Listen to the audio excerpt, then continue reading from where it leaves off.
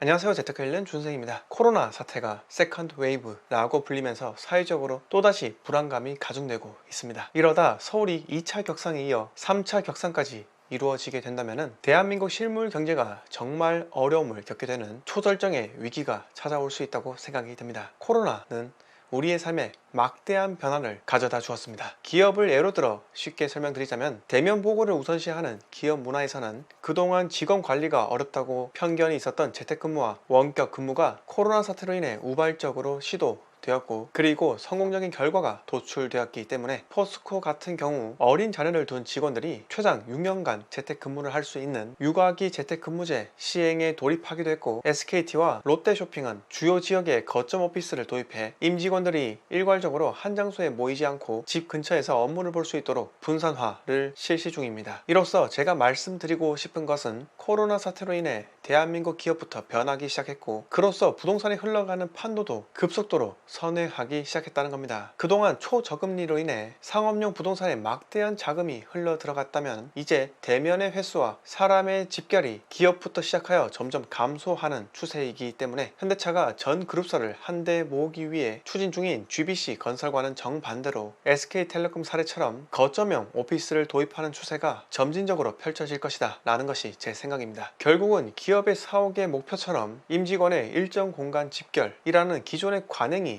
파괴되어 버린다면 굳이 서울에서도 강남과 종로 같은 중심부로 집중될 필요가 없어지게 되니 교통체증 감소 등 사회적 편익이 증가될 것으로 생각이 듭니다. 다만 대중교통 이용 감소로 인해 서울교통공사와 같은 인프라를 관리하는 공기업의 매출 감소 같은 정반대의 악효과도 나타나게 되겠지만요. 또한 기업이 수개에서 수십 개의 거점형 오피스를 임차하기를 희망하지만 장소를 물색하는 데만 해도 시간과 비용이 상당히 들어가기 때문에 기업들을 대신해서 일괄 공급을 해줄 새로운 사업이 펀드를 통해 생겨날 것이라 예상이 되기도 합니다. 심해진 코로나 사태로 인해 부동산 트렌드 변화에 대해 제 사견을 이야기 드렸고요. 본론으로 넘어가서 오늘은 제가 한 사설을 읽고 느낀 감정에 대해서 여러분들께 이야기 드리겠습니다. 제가 읽은 것은 조선일보 사설입니다. 홍영림 기자님께서 작성하신 글입니다. 이렇게 이야기한다 해서 제가 조선일보에 세뇌를 당했네, 정치색이 극우다 라고만 이야기하지 마시고 나와 다른 사람의 생각도 인정하는 관대함을 한 번쯤은 베푸셨으면 합니다. 자, 그럼 구독과 좋아요 부탁드립니다. 최근 정부 강요들이 대외적으로 말을 할 때마다 반드시 들어가는 신조어가 있습니다. 바로 주거 정의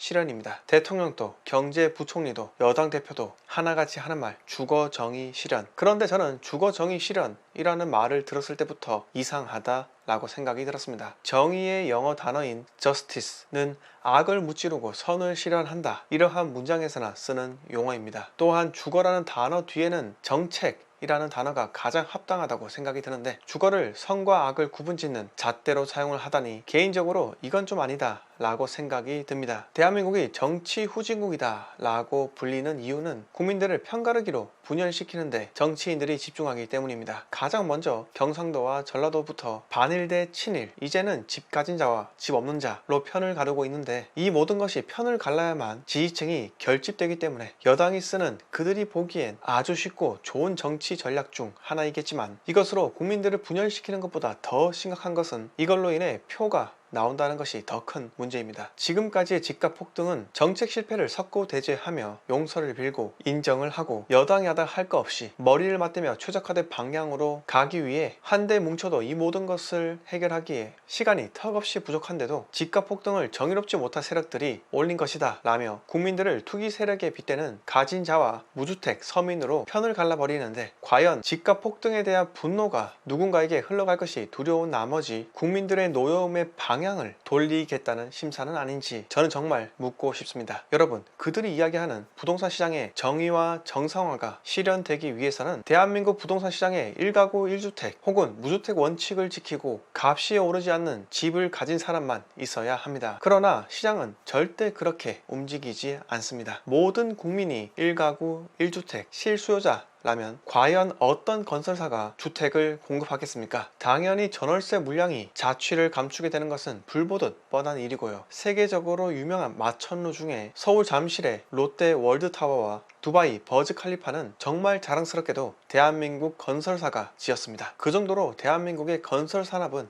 세계적으로 선도하고 있는데, 정부에서 자유 경쟁 시장 체제로 잘 돌아가고 있는 부동산 시장에 제동을 걸게 된다면 지금은 투기꾼 잡는다는 미명하에 얼렁뚱땅 넘어갈 수 있겠지만, 수년이 지난 후 대한민국 건설 산업이 경쟁력을 잃고 난 뒤라면 그 책임은 누가 질 것이며, 그 책임을 떠안은 정권은 부동산 외에는 아무런 정책을 펼치지도 못한 채 전 정권에 똥만 치우다가 임기가 끝날 수도 있습니다. 이 모든 것이 전부 대한민국의 사회적 손실로 이어지게 된다는 것입니다. 마지막으로 한마디 드리고 마무리하겠습니다. 부동산은 나라에서 베풀어주는 복지라는 목적물이 아닙니다. 그리고 정부는 가진 자의 것을 빼앗아서 없는 자에게 나눠주는 홍길동에 있는 활빙당이 아닙니다. 가진 자와 없는 자를 구분해서는 안 되겠지만, 그들 모두도 대한민국 국민이기 때문에 시장 경제 대상을 복지 대상으로 착각해서는 더더욱 안 된다고 생각합니다. 오늘 이야기 여기서 모두 마치겠습니다. 영상 마음에 드셨으면 구독과 좋아요